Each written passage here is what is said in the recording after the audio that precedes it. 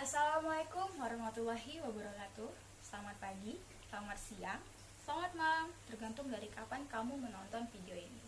Salam sejahtera bagi kita semua. Semoga kita selalu diberikan kesehatan dari yang di atas untuk melakukan kegiatan sehari-hari kita di masa pandemi ini.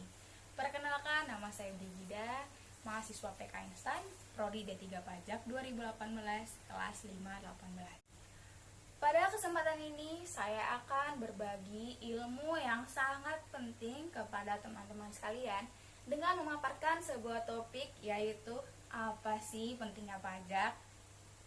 Langsung saja, check it out. Nah, kita mulai dari yang paling dasar dulu. Apa sih pajak ini? Apa pengertian pajak ini? Pajak adalah kontribusi wajib rakyat kepada negara yang terutang, baik sebagai orang pribadi ataupun badan usaha. Nah, pajak ini bersifat memaksa loh. Ini udah berdasarkan undang-undang. Dan pajak ini tidak mendapatkan imbalan secara langsung.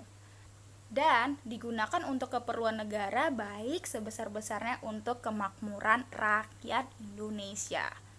Pembayaran pajak merupakan perwujudan kewajiban dan peran serta wajib pajak untuk ikut secara langsung dan bersama-sama untuk melaksanakan pembiayaan negara dan pembangunan nasional. Jadi, udah sesuai sama falsafah undang-undang perpajakan, membayar pajak ini bukan hanya kewajiban, tapi sudah menjadi hak dari setiap warga negara Indonesia untuk ikut berpartisipasi dan berperan serta dalam pembiayaan negara dan pembangunan nasional. Seperti tadi yang saya sebutkan, membayar pajak itu bersifat memaksa. Nah, ini artinya setiap negara telah memberlakukan aturan yang memaksa setiap warga negaranya untuk membayar pajak. Jadi, kalau ada warga negaranya yang tidak membayar pajak atau menghindari pajak, itu ada aturan yang menindaklanjutinya loh. Tanpa adanya pajak, sulit bagi negara untuk membangun dan menyejahterakan rakyatnya secara adil. Alasan kecil ini udah mendukung kedudukan pajak yang sangat penting dan wajib hukumnya bagi warga negara di negara manapun, tidak hanya di Indonesia. Di negara manapun itu wajib hukumnya untuk membayar pajak, mengingat manfaatnya itu banyak banget untuk negara. Kita akan bahas setelah ini, oke? Banyak sekali masyarakat yang belum membayar pajak itu karena minimnya informasi akan pajak. Nah, mereka tuh nggak tahu manfaat atau kegunaan pajak ini apa. Makanya kita tuh harus belajar, banyak-banyak membaca manfaat dan fungsi pajak ini agar kita dapat membangun niat kita untuk membayar pajak dengan ikhlas, oke? Nah, jadi saya akan membagi ke teman-teman itu beberapa fungsi penting atau pajak ini banyak digunakan untuk apa. Nah, satu itu untuk membiayai pengeluaran negara. Ini seperti pengeluaran yang bersifat self-liquidating. Itu contohnya pengeluaran untuk proyek produktif barang ekspor. Jadi kan kalau misalnya kalian tahu ya, barang yang diekspor itu tidak dikenakan pajak. Ini untuk mendukung pengusaha-pengusaha lokal Indonesia. Jadi yang mengekspor barangnya itu nggak dikenakan pajak. Kedua, untuk membiayai pengeluaran reproduktif. Itu pengeluaran yang memberikan keuntungan ekonomis bagi masyarakat. Nah, contohnya pengeluaran pengairan dan pertanian. Yang ketiga, membiayai pengeluaran yang bersifat self-liquidating dan tidak reproduktif. Contohnya pengeluaran untuk pendirian monumen dan objek rekreasi. Keempat, membiayai pengeluaran yang tidak produktif. Contohnya pengeluaran untuk membiayai pertahanan negara atau perang dan pengeluaran untuk penghematan di masa yang akan datang. Contohnya itu pengeluaran untuk anak yatim. Jadi anak yatim ini ditanggung negara dan uang yang menanggungnya itu adalah uang pajak. Pasti kalian bertanya-tanya kan, apa yang saya peroleh dari negara sebagai bentuk imbalan atas pajak yang telah saya bayarkan? Itu pertanyaan semua orang. Oke, kan saya kasih tahu kalian jawabannya. Uang pajak ini digunakan untuk membiayai pengeluaran publik. Ini sehubungan dengan tugas negara untuk menyelenggarakan pemerintah. Ini contohnya, sejak kita bayi, kita itu diimunisasi kan. Nah, imunisasi itu pakai uang pajak loh. Lebih relate lagi nih, kita sekolah pasti ada SD negeri, SMP negeri, SMA negeri, perguruan tinggi negeri. Nah, itu juga dibiayain oleh negara, yaitu dari uang pajak. Transportasi umum, hal itu semua disubsidiin full dari pemerintah. Jadi kalian tuh nggak ada lagi kalian bayar uang minyaknya, uang bensin, uang ganti ban, nggak ada, itu semua pemerintah. Oke. Terus ada keamanan ketertiban yang menjaga negara kita ini, itu polisi, TNI, ABRI, dan yang lain-lain. Itu tuh dibiayain pajak. Mereka digaji oleh uang pajak.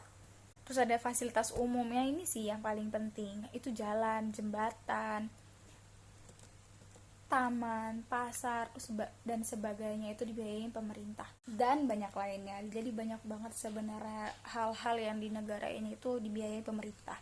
Tapi kita emang gak kerasa sih, karena emang konsepnya itu diberikan imbalan secara tidak langsung. Nah, pajak yang telah disetorkan masyarakat ini itu digunakan untuk kesejahteraan masyarakat. Antara lain memberi subsidi barang-barang yang dibutuhkan masyarakat dan membayar utang-utang negara. Selain itu, pajak juga digunakan untuk menunjang usaha mikro atau kecil, menengah, agar perekonomian di negara kita terus berkembang. Pajak juga mempunyai peran yang sangat penting dalam berkehidupan bernegara kita. Jadi, bisa dibilang pajak ini mempunyai beberapa fungsi. Nah, ini akan saya jelaskan juga. Yang pertama ada fungsi anggaran atau budgeter, yaitu pajak ini dijadikan alat untuk memasukkan dana secara optimal ke kas negara berdasarkan undang-undang perpajakan yang berlaku. Nah, sehingga pajak ini berfungsi untuk membiayai seluruh pengeluaran-pengeluaran yang berkaitan dengan proses pemerintahan. Pajak yang digunakan untuk pembayaran rutin ini seperti belanja pegawai, belanja barang, pemeliharaan, dan lainnya. Untuk pembiayaan pembangunan, uang dikeluarkan dari tabungan pemerintah, yaitu penerimaan dalam negeri dikurangi pengeluaran rutin. Nah, tabungan pemerintah tersebut ditingkatkan terus dari tahun ke tahun sesuai kebutuhan pembiayaan pembangunan yang semakin meningkat. Yang kedua, ada fungsi mengatur atau regulere, yaitu pajak yang digunakan pemerintah sebagai alat untuk mencapai tujuan tertentu dan pelengkap dari fungsi anggaran atau budgeter tadi. Nah, pemerintah dapat mengatur pertumbuhan ekonomi melalui kebijaksanaan pajak. Contohnya, dalam rangka penanaman modal, baik dalam negeri maupun luar negeri, diberikan berbagai macam fasilitas keringanan pajak. Dalam rangka melindungi produksi dalam negeri, pemerintah menetapkan bea masuk yang tinggi untuk produk luar negeri. Jadi, kalau misalnya ada barang luar negeri yang masuk ke Indonesia, itu dikenakan pajak yang lebih tinggi. Itu untuk mendukung produk-produk lokal yang ada di Indonesia. Yang ketiga, ada fungsi stabilitas, yaitu pajak membuat pemerintah memiliki dana untuk melaksanakan kebijakan yang berhubungan dengan stabilitas harga, sehingga inflasi yang terjadi di Indonesia itu dapat dikendalikan.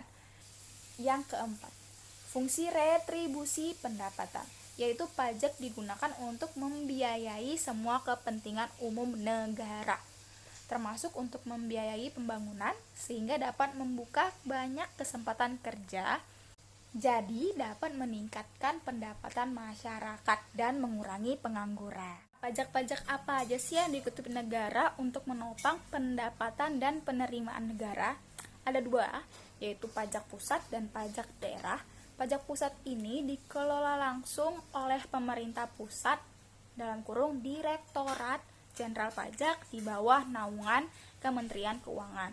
Lalu ada pajak daerah, itu diatur oleh pemerintah daerah di tingkat provinsi dan kabupaten atau kota. Jadi penerimaan pajak pusat dan pajak daerah inilah yang menopang pembangunan dan infrastruktur negara kita. Kita sebagai masyarakat harus ikut menjaga fasilitas yang telah dibangun demi kepentingan bersama.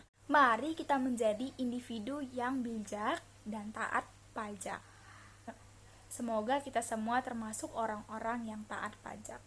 Demikian pemaparan singkat dari saya, Brida, mengenai peran penting pajak bagi negara. Lebih kurangnya saya mohon maaf. Semoga ilmu yang saya paparkan bermanfaat bagi teman-teman sekalian.